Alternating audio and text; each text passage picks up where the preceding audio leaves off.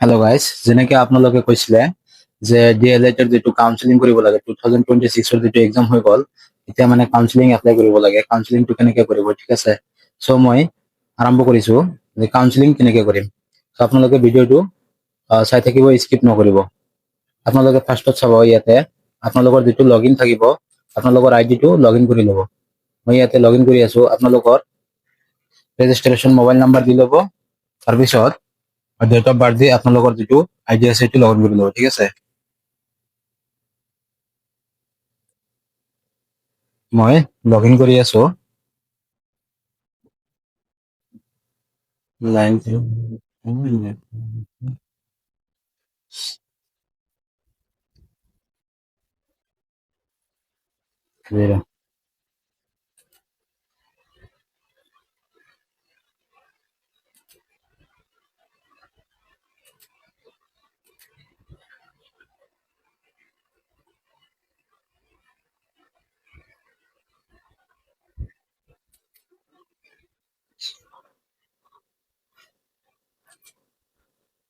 চ' এনেকে আপোনালোকৰ যোনটো আইডি আছে সেইটো আপোনালোকে লগ ইন কৰি ল'ব।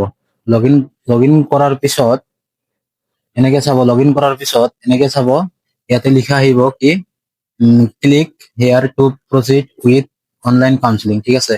আপোনালোকে এইটো ক্লিক কৰিব। এইটো ক্লিক কৰাৰ পিছত চাপ'জ মই ক্লিক কৰি আছো, এইটো ক্লিক কৰাৰ পিছত আপোনালোকৰ যোনটো ইনফৰমেশ্যন আহিব, আপোনালোকৰ যোনটো কলেজত ল'ব সেইটো কলেজৰ নাম আহিব ইয়াতে এভেইলেবল ইনষ্টিটিউট, ঠিক আছে? এভেইলেবল ইনষ্টিটিউট যাই কিনে আপোনালোকে কলেজ যোনটো কলেজৰ আণ্ডাৰত মানে এক্সাম দিছিলে সেইটো কলেজ আপোনালোকে চিলেক্ট কৰিব। তেনেকে মই কলেজ দুটা চিলেক্ট কৰিছো।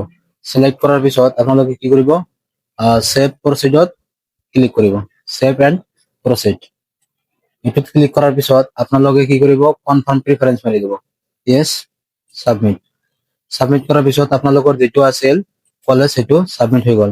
এতিয়া মানে আপোনালোকৰ যিটো কি আছিলে ডাটা আছিলে, এই ডাটা আপোনালোকৰ যিটো মানে আপোনালোকে ডকুমেণ্টছ দি কিনে ফৰ্ম ফিল আপ কৰিছিলে, এই ফৰ্ম ফিল আপৰ আপোনালোকৰ যোনটো PDF আছিলে, এপ্লিকেশ্যন আছিলে, সেই এপ্লিকেশ্যন ইয়াতে আহি যাব।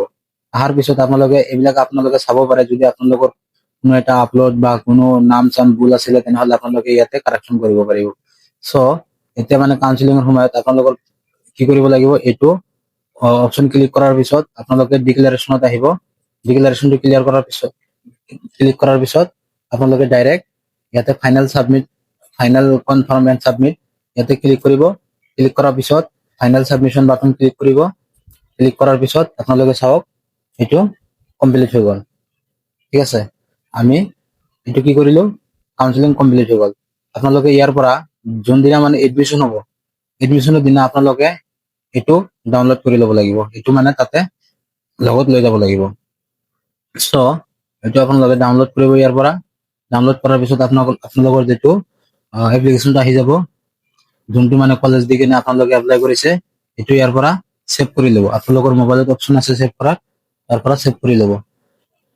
ছেভ কৰাৰ পিছত ইয়াৰ পৰা ছেভ কৰি ল'ব।